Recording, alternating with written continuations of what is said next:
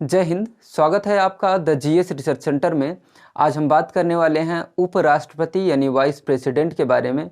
इससे पहले हमने संसद के तीनों अंग यानी लोकसभा, राज्यसभा और राष्ट्रपति के बारे में डिटेल में डिस्कस किया हुआ है, जहां से क्वेश्चंस पूछे जाते हैं परीक्षाओं में। अगर आपने वीडियो नहीं देखा है तो प्लेलिस्ट में वीडियोज पढ़े हैं, आप जाके देख सकते हैं। और आप भारतीय संविधान पढ़ेंगे तो देखेंगे अनुच्छेद 63 आर्टिकल 63 में बताया गया है कि भारत का एक उपराष्ट्रपति होगा यानी वाइस प्रेसिडेंट होगा।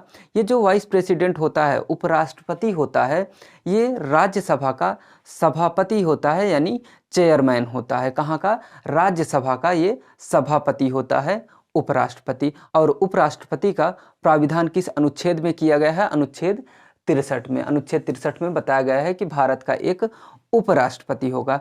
और अनुच्छेद 65 देखेंगे। अनुच्छेद 65 में उपराष्ट्रपति की योग्यता से संबंधित प्राविधान किया गया है, यानी भारत का उपराष्ट्रपति होने के लिए क्या क्या योग्यताएं होनी जरूरी हैं, क्या क्या क्वालिटीज होनी चाहिए, इसके बारे में बताया गया है। जिसमें देखेंगे भारत का उपराष्ट्रपति होने के लिए भारत का नागरिक होना जरूरी होता है और पागल या दिवालिया नहीं होना चाहिए। पागल का मतलब मेंटली रूप से वो ठीक हो, और दिवालिया यानी कंगाल ना हो, वो घोषित ना किया गया हो कि वो कंगाल है। जैसे कभी कोई बैंक से लोन वगैरह ले लेता है और उस लोन को ना दे पाए तो बैंक उसको क्या घोषित कर देती है? दिवालिया। तो इस प्रकार की घटना ना हुई हो उसके साथ, और ये किसी लाभ के पद पे ना हो, यानी कोई नौकरी वगैरह ना करता हो, लाभ के पद पे ना हो। और एज से क्वेश्चन बहुत बार पूछे जाते हैं कि एज 35 ईयर होनी चाहिए, पूरी होनी चाहिए, 35 वर्ष की उम्र पूरी होनी चाहिए उपराष्ट्रपति होने के लिए। हमने आपको बताया कि ये जो उपराष्ट्रपति होता है ये कहाँ का सभापति होता है? राज्यसभा यानी आरएस यानी राज्यसभा का सभापति होता है। आपने राज्यसभा पढ़ा है तो उसमें देखेंगे राज्यसभा का सदस्य होने के लिए 30 वर्ष की उम्र पूरी होनी चाहिए। लेकिन यहाँ पे देखेंगे ये राज्यसभा का सभापति है, लेकिन एज यहाँ पे 30 नहीं बल्कि 35 की बात की गई है कि 35 वर्ष की उम्र पूरी होनी चाहिए उपराष्ट्रपति का पद ग्रहण करने के लिए। ठीक। और राज्यसभा का सदस्य होने की सारी योग्यताएं भी इसके अंदर होना चाहिए, यानी मतदाता सूची में नाम भी दर्ज होना चाहिए। इसमें चूंकि लिखा नहीं है, लेकिन राज्यसभा का सदस्य का मतलब क्या हुआ कि मतदाता सूची में नाम दर्ज होना चाहिए। और जनप्रतिनिधि कानून अधिनियम 1951 का भी पालन करता हो, उसमें जो जो शर्तें दी गई हैं, तो क्या हो सकता है? वो भारत का उपराष्ट्रपति बन सकता है। और देखेंगे उम्मीदवारी। उम्मीदवारी यानी कौन उम्मीदवार बन सकता है, कौन चुनाव लड़ सकता है उपराष्ट्रपति के चुनाव के लिए, उम्मीदवार कौन कौन होंगे। तो उसमें देखेंगे उपराष्ट्रपति का उम्मीदवार बनने के लिए कम से कम 20 सांसदों का अनुमोदन होना चाहिए। कितना? 20 सांसदों का अनुमोदन होना चाहिए और 20 सांसदों का लिखित समर्थन होना चाहिए। अनुमोदन का मतलब समर्थन ही होता है, लेकिन 20 सांसदों का ये जो समर्थन है जरूरी नहीं है कि लिखित हो, ये सपोर्ट में होने चाहिए कम से कम। और 20 सांसद कम से कम ऐसे होने चाहिए जो लिखित रूप से समर्थन देने को तैयार हों, लिखित रूप से समर्थन दें। इस प्रकार देखेंगे 20 सांसदों का अनुमोदन यानी सामान्य रूप से समर्थन हो, और 20 सांसदों द्वारा लिखित समर्थन प्राप्त करने वाला ही व्यक्ति क्या होगा? उम्मीदवार हो सकता है उपराष्ट्रपति का चुनाव लड़ने के लिए। इस प्रकार देखेंगे टोटल कितने सदस्य हो गए? 40। तो उपराष्ट्रपति का चुनाव लड़ने के लिए कितने सांसदों का समर्थन प्राप्त होना चाहिए? अगर प्रश्न पूछे तो कितने का होना चाहिए? 40 सांसदों का, जिसमें से 20 सांसदों द्वारा लिखित समर्थन और 20 सांसदों द्वारा अनुमोदन यानी समर्थन प्राप्त होना चाहिए। और देखेंगे निर्वाचक मंडल के बारे में, यहाँ से भी प्रश्न पूछता है। निर्वाचक मंडल का मतलब हुआ निर्वाचक मंडल में उसको रखा जाता है जो मत देते हैं। तो निर्वाचक मंडल में उपराष्ट्रपति के चुनाव में जो निर्वाचक मंडल होता है उसमें कौन कौन शामिल होता है? तो देखेंगे संसद के दोनों सदन का मतलब लोकसभा और राज्यसभा के सभी सदस्य, लोकसभा और राज्यसभा के सभी सदस्य उपराष्ट्रपति के चुनाव में भाग लेते हैं। सभी सदस्य का मतलब जो निर्वाचित होते हैं और जो मनोनीत होते हैं, दोनों भाग लेते हैं।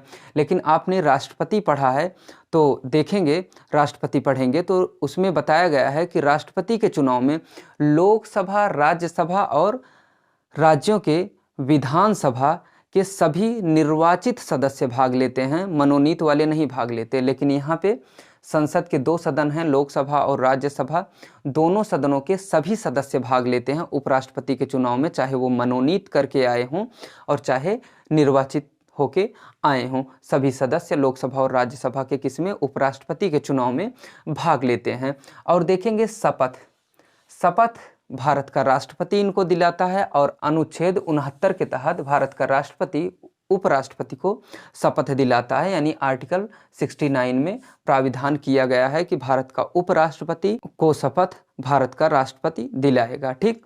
और जमानत राशि देखेंगे, जमानत राशि जब कोई भी चुनाव लड़ना होता है तो उसमें एक निर्धारित राशि जमा करनी पड़ती है पहले ही, तो उसी को क्या कहते हैं, जमानत राशि। और उपराष्ट्रपति का चुनाव लड़ने के लिए कितना जमानत राशि होनी चाहिए, 15,000 रुपये। ठीक, 15,000 रुपये क्या जमानत राशि के रूप में जमा करनी पड़ती है। और निर्वाचन देखेंगे, निर्वाचन यानी इलेक्शन जो होता है ये किस में प्राविधान किया गया, उपराष्ट्रपति के निर्वाचन से संबंधित प्राविधान अनुच्छेद 66 में उपराष्ट्रपति के निर्वाचन से संबंधित प्राविधान किए गए हैं, जिसमें बताया गया है कि निर्वाचन आनुपातिक प्रतिनिधित्व प्रणाली के एकल संक्रमणी मत द्वारा किया जाएगा। किस, आनुपातिक प्रतिनिधित्व प्रणाली के एकल संक्रमणी मत, यानी जैसे राष्ट्रपति का चुनाव होता है सेम उसी प्रकार से चुनाव उपराष्ट्रपति का भी होगा। राष्ट्रपति में भी आपने पढ़ा है कि आनुपातिक प्रतिनिधित्व प्रणाली के एकल संक्रमणी मत द्वारा राष्ट्रपति का चुनाव होता है और सेम उसी प्रकार से उपराष्ट्रपति का भी चुनाव किया जाता है। और ये जो उपराष्ट्रपति का चुनाव है ये अप्रत्यक्ष चुनाव होता है। आपने राज्यसभा पढ़ा, लोकसभा पढ़ा, और लोकसभा में आपने देखा कि प्रत्यक्ष चुनाव होता है, राष्ट्रपति में आपने देखा अप्रत्यक्ष चुनाव होता है, और यहाँ भी क्या होगा, अप्रत्यक्ष चुनाव। अप्रत्यक्ष चुनाव किसे कहेंगे, जब जनता अपना प्रतिनिधि स्वयं न चुने बल्कि जनता के द्वारा चुने हुए प्रतिनिधि जब जनता के प्रतिनिधि को चुनते हैं तो क्या कहेंगे, वो अप्रत्यक्ष चुनाव है। यानी जनता प्रत्यक्ष रूप से जिसको वोट ना दे और फिर भी वो जनता का प्रतिनिधि बने तो क्या कहेंगे, उस इलेक्शन को अप्रत्यक्ष चुनाव कहेंगे, इनडायरेक्ट इलेक्शन कहेंगे। ठीक है। और मतदान जो भी होता है भारत में वो गुप्त ही मतदान होता है, तो यहाँ उपराष्ट्रपति का भी चुनाव क्या होगा, गुप्त मतदान के द्वारा होता है। और अगर उपराष्ट्रपति अपना त्यागपत्र देना चाहे, इस्तीफा देना चाहे उपराष्ट्रपति के पद से, तो वो इस्तीफा किसको देगा, त्यागपत्र किसको देगा, भारत के राष्ट्रपति को त्यागपत्र देता है। आपने देखा भारत का राष्ट्रपति ही शपथ दिला रहा है अनुच्छेद 69 के तहत, और भारत का राष्ट्रपति ही त्यागपत्र भी स्वीकार कर रहा है। और अगर भारत का उपराष्ट्रपति संविधान के दायरे में रह के काम ना करे, संविधान का अतिक्रमण करने लगे, तो क्या करेंगे, उसको पद से हटा देंगे। और जो पद से हटाने की प्रक्रिया होती है उसको क्या कहते हैं, पदच्युत करना। तो ये जो पद से हटाने की प्रक्रिया है, पदच्युत करना, इसके लिए महाभियोग जैसी प्रक्रिया का प्राविधान किया गया है। उपराष्ट्रपति को हटाने के लिए महाभियोग नहीं, महाभियोग जैसी प्रक्रिया का प्राविधान किया गया है। महाभियोग जैसी प्रक्रिया का मतलब, सबसे पहले राज्यसभा में 2/3 बहुमत से संकल्प प्रस्ताव पारित कर दिया जाता है, उसके बाद लोकसभा में साधारण बहुमत से प्रस्ताव पारित कर दिया जाता है और उपराष्ट्रपति को पद से हटा दिया जाता है। लेकिन राष्ट्रपति में क्या होता है कि 2/3 बहुमत से लोकसभा में और 2/3 बहुमत से ही राज्यसभा में भी प्रस्ताव पारित किया जाता है, तब क्या कहते हैं, महाभियोग। लेकिन उपराष्ट्रपति का चुनाव क्या कहेंगे, महाभियोग जैसी प्रक्रिया। ठीक, महाभियोग जैसी प्रक्रिया में क्या, 2/3 बहुमत से सबसे पहले राज्यसभा में 2/3 बहुमत से संकल्प प्रस्ताव पारित किया जाएगा, फिर लोकसभा में प्रस्ताव पारित करके पद से हटाया जा सकता है। और देखेंगे 14 दिन पहले, कम से कम 14 दिन पहले उपराष्ट्रपति को ये सूचना दे दी जाती है महाभियोग की प्रक्रिया से 14 दिन पहले सूचना दी जाएगी उपराष्ट्रपति को पद से हटाने से पहले? कितना? 14 दिन पहले। यहीं से प्रश्न बनता है कि कितने दिन पहले कम से कम सूचना दी जाती है उपराष्ट्रपति को पद से हटाने के यानी महाभियोग लगाने के कितने दिन पहले सूचना देनी जरूरी है? तो 14 दिन पहले कम से कम सूचना उपराष्ट्रपति को देना जरूरी होती है महाभियोग लगाने से पहले। और प्रस्ताव सबसे पहले कहाँ पे पारित किया जाता है उपराष्ट्रपति को पद से हटाने के लिए? तो हमने बताया अभी कि राज्यसभा में 2/3 बहुमत से संकल्प प्रस्ताव सबसे पहले पारित किया जाता है। क्यों राज्यसभा में सबसे पहले संकल्प प्रस्ताव पारित किया जाता है? क्यों राज्यसभा में सबसे पहले प्रस्ताव लाया जाता है उपराष्ट्रपति को हटाने के लिए? चूंकि उपराष्ट्रपति राज्यसभा का ही मेंबर होता है, राज्यसभा का ही सभापति होता है, इसलिए जिस सदन का सभापति होगा उसी सदन में सबसे पहले प्रस्ताव लाया जाता है। आपने चूंकि लोकसभा पढ़ा था तो उसमें भी आपने देखा कि लोकसभा के अगर स्पीकर को, अध्यक्ष को पद से हटाना होता है तो सबसे पहले किस सदन में प्रस्ताव लाया जाता है? तो लोकसभा में। चूंकि वो लोकसभा का सभापति होता है, अध्यक्ष होता है, तो वो लोकसभा में, और ये चूंकि राज्यसभा का सभापति है इसलिए प्रस्ताव सबसे पहले कहाँ लाया जाएगा? राज्यसभा में लाया जाएगा। और देखेंगे वेतन की अगर बात करें उपराष्ट्रपति के, तो 2018 में उपराष्ट्रपति का वेतन बढ़ा के 4 लाख रुपए प्रतिमाह कर दिया गया है। इससे पहले कितना था? 2018 से पहले 1.5 लाख रुपए था। 1.5 लाख से बढ़ा के कितना कर दिया गया? 4 लाख रुपए कर दिया गया। और वेतन जो उपराष्ट्रपति को दिया जाता है वो अनुसूची 2 के तहत और भारत की संचित निधि से वेतन दिया जाता है। कहाँ से? भारत की संचित निधि से उपराष्ट्रपति को वेतन दिया जाता है और अनुसूची 2 के तहत। किसी की के भी वेतन की बात करें हमेशा क्या बताएंगे? अनुसूची 2 के तहत। ठीक। और देखेंगे भारत का पहला उपराष्ट्रपति, यहाँ से प्रश्न पूछा जाता है कि भारत का पहला उपराष्ट्रपति, वर्तमान, प्रथम, मुस्लिम, इस टाइप से प्रश्न पूछे जाते हैं। तो भारत का पहला उपराष्ट्रपति कौन हुआ?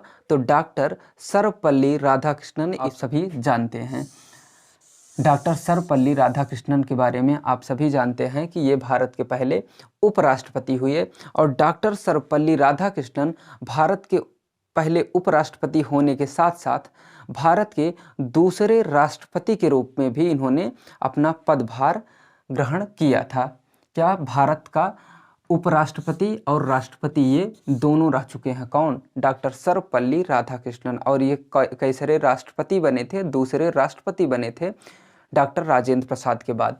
और 2 बार उपराष्ट्रपति, वाइस प्रेसिडेंट, वीपी का मतलब वाइस प्रेसिडेंट यानी उपराष्ट्रपति, 2 बार उपराष्ट्रपति बनने वाले व्यक्तियों में देखेंगे तो सबसे पहला नाम किसका? डॉक्टर सर्वपल्ली राधाकृष्णन। आपने देखा पहले उपराष्ट्रपति भी रह चुके हैं और ये राष्ट्रपति भी दूसरे बने थे और 2 बार उपराष्ट्रपति भी बन चुके हैं। कितने बार? 2 बार उपराष्ट्रपति डॉक्टर सर्वपल्ली राधाकृष्णन और डॉक्टर हामिद अंसारी। डॉक्टर हामिद अंसारी और डॉक्टर सर्वपल्ली राधाकृष्णन ये दोनों व्यक्ति 2 बार उपराष्ट्रपति बन चुके हैं। और कार्यकाल के दौरान मृत उपराष्ट्रपति कौन? ऐसे कौन से राष्ट्रपति हैं जो अपने कार्यकाल के दौरान यानी जब वो उपराष्ट्रपति थे उसी दौरान उनकी मृत्यु हो गई थी? तो देखेंगे कृष्णकांत शर्मा। कृष्णकांत शर्मा भारत के ऐसे उपराष्ट्रपति रहे हैं जो अपने कार्यकाल के दौरान मृत हो गए थे यानी मर गए थे। ठीक। और देखेंगे प्रथम मुस्लिम उपराष्ट्रपति डॉक्टर जाकिर हुसैन। भारत के पहले मुस्लिम उपराष्ट्रपति कौन हुए? डॉक्टर जाकिर हुसैन। और वर्तमान समय में आप सभी को पता है वेंकैया नायडू भारत के उपराष्ट्रपति हैं। वेंकैया नायडू भारत के वर्तमान में उपराष्ट्रपति हैं, ये आप सभी को पता है। और देखेंगे उपराष्ट्रपति का कार्य क्या क्या होता है, इसको समझते हैं। उपराष्ट्रपति, हमने आपको बताया कि राज्यसभा का सभापति होता है, चेयरमैन होता है। तो जो सभापति होगा जिस सदन का, उस सदन के कार्यों का संचालन करेगा, शांति व्यवस्था बनाए रखने की कोशिश करेगा और अनुशासन बनाने की भी कोशिश करेगा। यानी राज्यसभा के जो सभापति हैं यानी उपराष्ट्रपति हैं वो राज्यसभा के कार्यों का संचालन करते हैं, यानी वहाँ का जो काम है उसको करवाते हैं और सदन में शांति व्यवस्था बनाए रखते हैं, साथ ही साथ अनुशासन भी बनाए रखते हैं। ये कौन करता है? उपराष्ट्रपति। किस सदन में? राज्यसभा में, यानी जो उच्च सदन है। राज्यसभा को क्या कहेंगे? उच्च सदन, और लोकसभा को निम्न सदन। राज्यसभा को और क्या कहते हैं?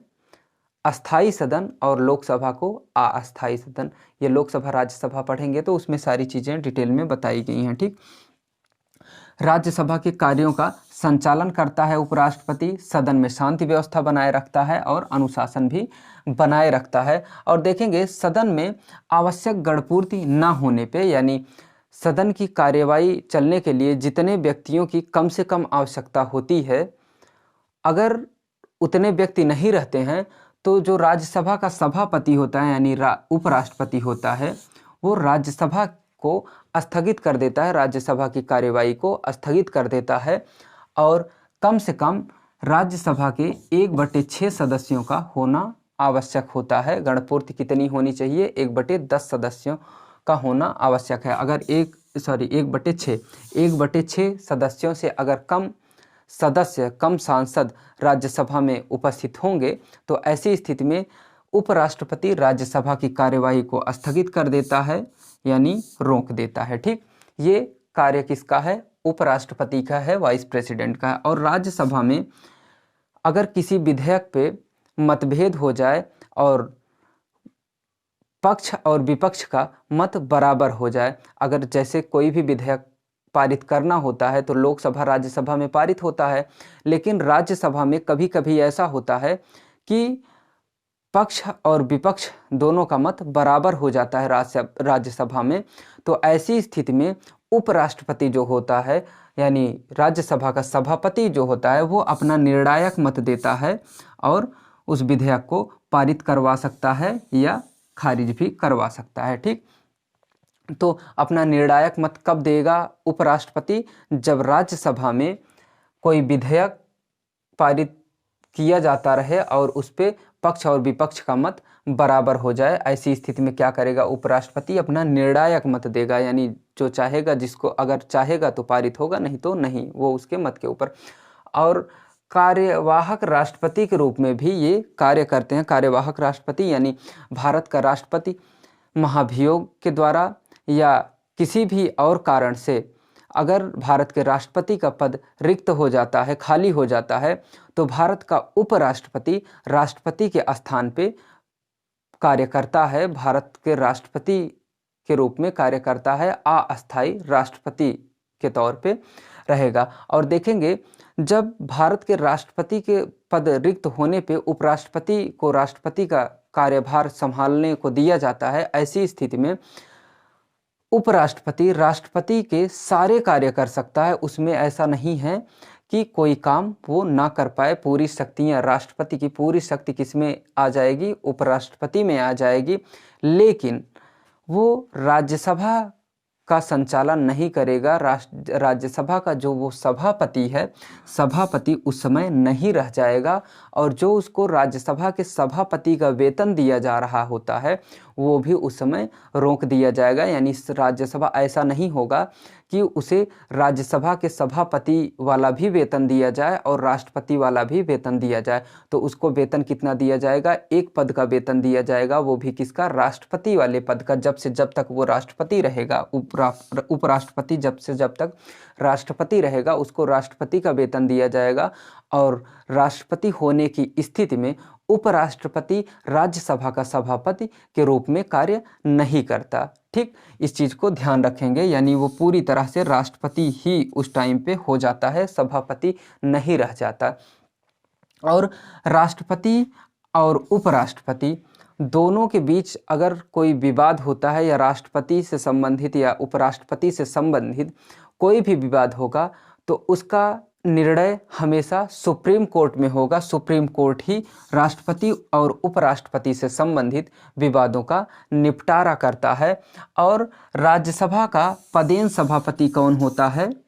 वो हमेशा उपराष्ट्रपति होता है। ये मैंने आपको पहले ही बताया कि राज्यसभा का पदेन सभापति यानी उपराष्ट्रपति क्या होता है? राज्यसभा का पदेन सभापति होता है। ठीक है, और देखेंगे ये जो उपराष्ट्रपति होते हैं इनका कार्यकाल कितना होता है? 5 वर्ष। इसमें शायद नहीं लिखा है। राष्ट्रपति का कार्यकाल कितना होता, उपराष्ट्रपति का कार्यकाल कितना होता है? 5 वर्ष। तो यहाँ पे ध्यान देने वाली बात है कि उपराष्ट्रपति का कार्यकाल 5 वर्ष है, जबकि ये सदस्य कहाँ का है? राज्यसभा का। और राज्यसभा आपने पढ़ा, राज्यसभा के जितने भी सदस्य होते हैं सभी का कार्यकाल कितना होता है? 6 वर्ष। 6 वर्ष होता है।